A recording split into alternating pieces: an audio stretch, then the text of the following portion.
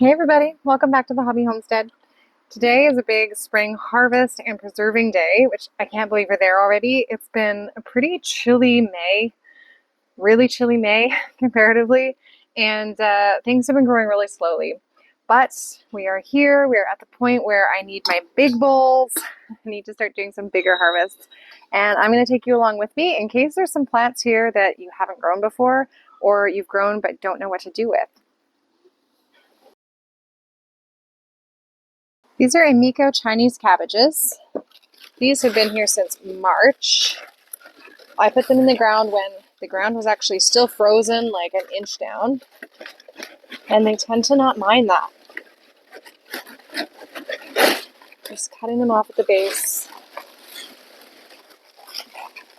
There's one. These come to a really good size. And I just tear off the outer leaves that are, these are still edible, but they're a little dirtier, a little less fresh. Give those to the chickens.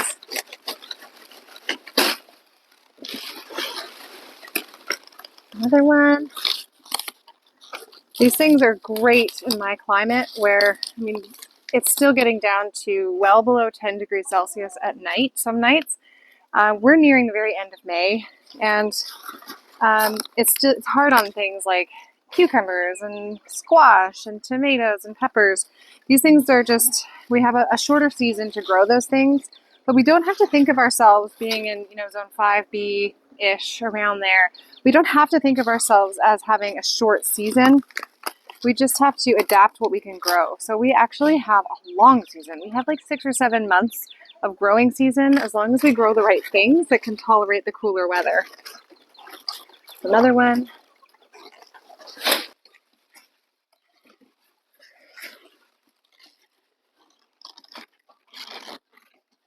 This one's actually sending out baby plants off the side here. There's a whole baby Chinese cabbage. I'm going to keep this one. But some of the bigger leaves, I'm just giving them to the chickens to make this more manageable. All right. You can harvest these by cutting them off at the base or by twisting them and it breaks the roots off. You could also, of course, just pull them up. But it benefits the soil if you can leave the roots in, most of the roots. Here's what we're giving the chickens. Tis the season of chicken diarrhea because they get so much greenery.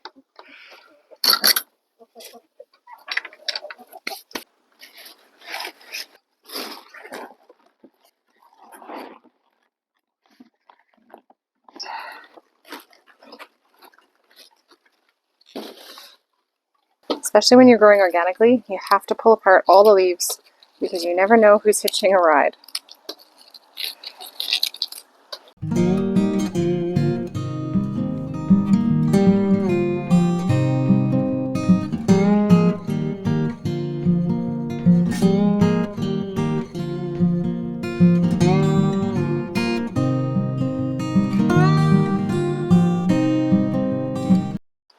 If you're going to be growing a bunch of food and you want to process it, I recommend starting your search for large bowls, large pots, and big pan-like things like this. This Kim found for me on Facebook Marketplace. It was a Mother's Day gift a couple years ago, and it has come in so handy. It is heavy, heavy, heavy steel, and I boil maple syrup in it. We do processing of veggies in it, like tomato sauce. It works great for that. And so this is something that would cost a ton of money if you just found yourself in need all of a sudden and had to go out and buy this. But if you start watching for things like that and watching for large mixing bowls, it will really help you down the road when you start to produce a bunch of food and then you have to deal with it. With this first round of Chinese cabbage, I'm going to be doing kimchi. I'm not Korean. This is not a dish that I have any expertise in, but it's pretty simple to even just fake it till you make it with kimchi. I just rip up Chinese cabbage and I'll actually go pick a few green onions, throw some green onions in it, and then a bunch of salt. And the first step is pretty similar to any kind of fermented cabbage, so sauerkraut. Toss it with some salt. With kimchi, I think you do less massaging than you do with sauerkraut. Like, you don't have to work it as much because this cabbage is already fairly light, and it breaks apart easily and it breaks down easily. but keep splashing myself in the face. We do want to get the excess moisture out of the cabbage, which is why I'll be adding the salt. And different recipes say different things, so I have just learned to sort of adapt to what I've got over the years. And I've been making this like fake it till you make it kimchi with absolutely no expertise or background in Korean cooking, and it turns out great all the time. It's really, really forgiving. My favorite way to use it is to put it in ramen in the winter. And you can make it as spicy or not spicy as you want. You're just fermenting the cabbage. And I like to rip it up into variable sizes. They don't all have to be mouth sized because they will shrink a bit as the moisture all comes out of it and it starts to ferment. All right, I'm going to come back when this is all ripped up. This seed is really wet now. Okay, I got it all ripped up, and I decided to save some of the more tender inner leaves for stir fry later. We'll do a bit of a cabbage stir fry. And then with some of the bigger outer leaves, I'm going to do cabbage rolls. I've done cabbage rolls with this stuff before, and it works just as well as other cabbage. So my last step is to just break up a bunch of these green onions that I just went out and picked. These are actually a perennial. They're Egyptian walking onion, so I never have to think about planting onions. If you've watched this channel for any amount of time, I think by now you know that we can't eat onions in this house. Kim, my wife, can't eat onions. And so I get creative where I can use it. And a little bit of something like a green onion mixed into a kimchi, like of this quantity, that would just be used as a dressing on top of a soup or something later, or a little side dish. It's going to be fine.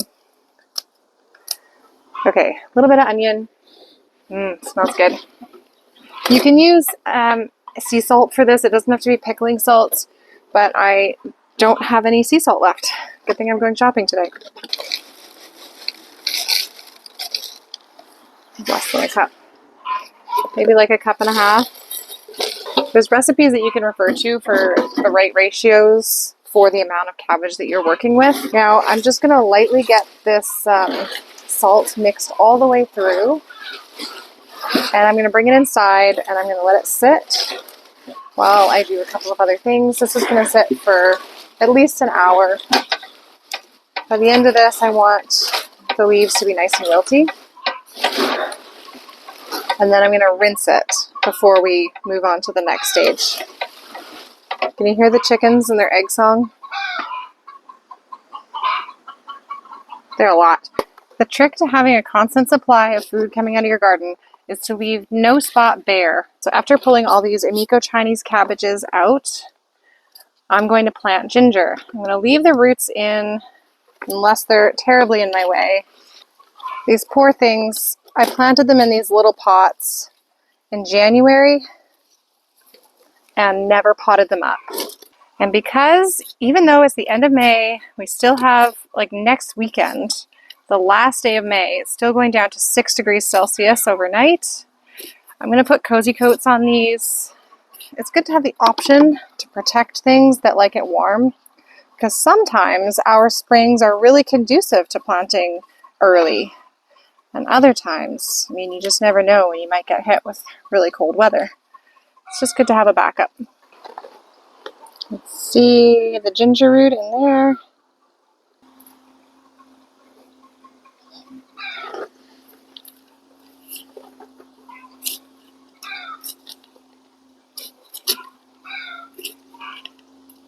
These cozy coats just came off my tomatoes, so we sort of rotate them around the garden as needed. Oh, and check out this. So beautiful. These are wine cap mushrooms growing among the wild strawberries. I need to pick them soon before the bugs find them. And in line with the succession sowing, where, I said I just pulled out all those cabbages and put ginger in its place, always have something in its place. We've also got succession planted Chinese cabbages here. That's these guys. Still small. I'm not going to want a whole lot of these when it gets hot and we have summer produce coming in, but just, 2 more. 2 more to get me through the rest of the summer. Okay, it's time to go back in and preserve some of the food that I harvested last night. Here's a big pot of spinach. I picked this last night, and there's a bunch more out there that we're going to eat fresh as baby spinach. But this, I think, is officially the last of the overwintered spinach from last year. And I'm going to blanch it, and then I'm going to freeze it. I blanch it by just bringing a little bit of water to a boil and throwing it in for, I don't know, maybe 30 seconds.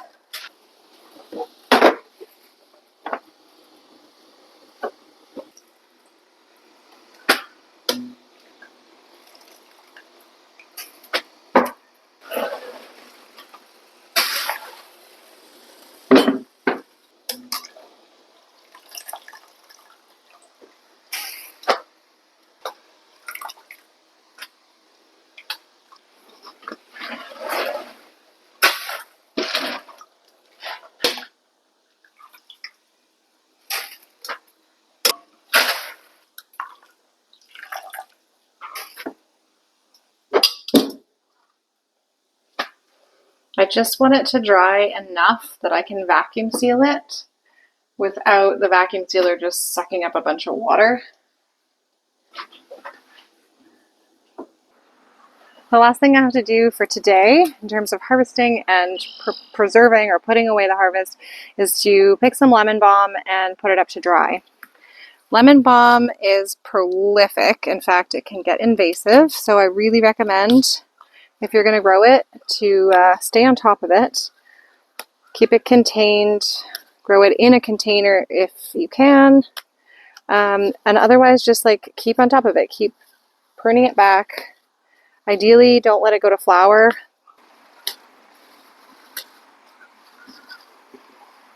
But the more you cut your herbs back, really any herbs, the more they're going to put on leafy growth. And that's what we want for lemon balm tea. I have a bunch of spittlebugs here making little nests in.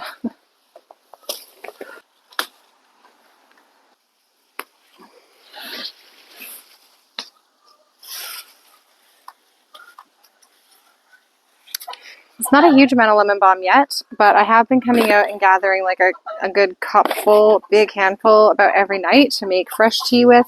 So now I'm getting to the point where there's plenty for me to harvest fresh and enough also to start harvesting to dry. The more you pick it, the fuller this basket is going to get throughout the season. You just have to keep picking and it'll keep growing more and more leaves. I am actually going to wash this. I wouldn't normally, but there were enough spittlebugs in that patch that were hatching.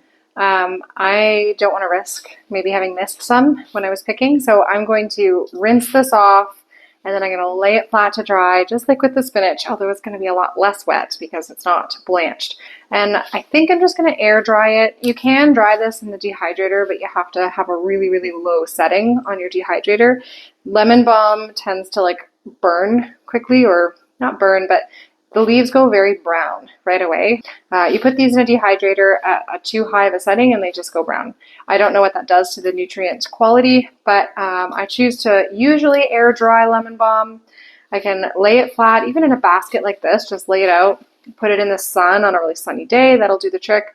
Or I do have an Excalibur dehydrator that I put on a really low setting, and that also usually works for my lemon balm without making it go brown. And after it's totally dried, then I put it into a jar, label it, put it on the shelf, and I slowly fill that jar over the summer and into the fall, and then I've got lemon balm tea all winter. And by putting it outside to finish drying, it'll give any other insect passengers a last chance to get off the boat.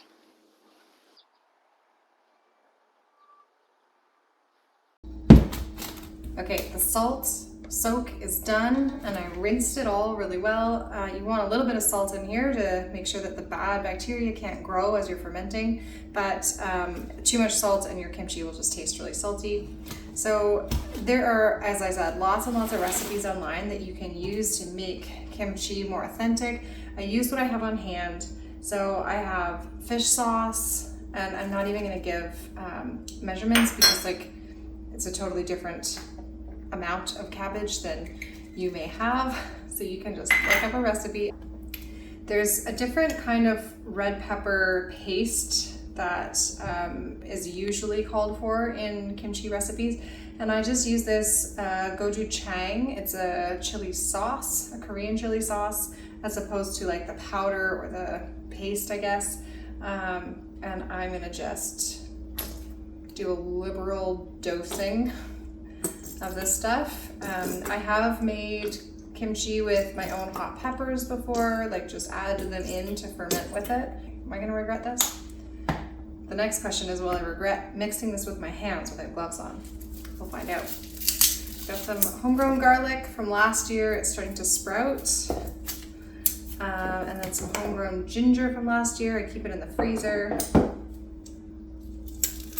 And of course there's already green onions in here.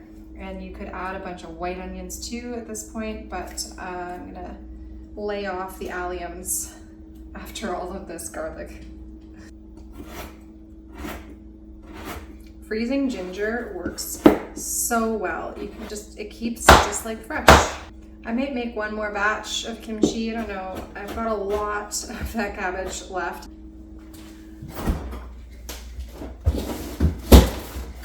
This is the leftovers that I have not prepped in any way, and they look like two massive store-bought Chinese cabbages. And it's just like the very inner core of what I haven't used for other things. And this is from just 4 cabbages. So don't feel bad if your tomatoes and your peppers and your melons are struggling in your zone, if you're living or growing in a cooler climate. Just celebrate the things that thrive that people in hot climates can't get away with. All the spinach and Chinese cabbages. All right, I might regret this. This is gonna be really spicy. I'm feeling bold.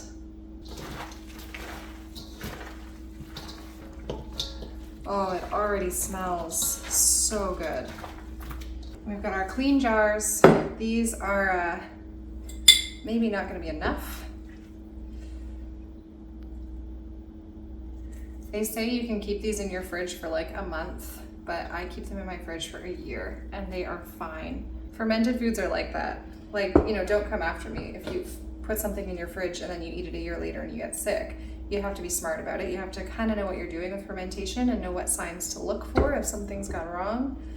But generally speaking, if it tastes good and it smells good and it's properly fermented with the right amount of salt, you're fine.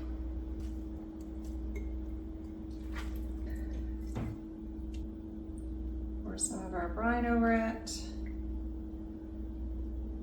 Just like with other fermented cabbage, like sauerkraut, it'll continue to release its own juices and brine.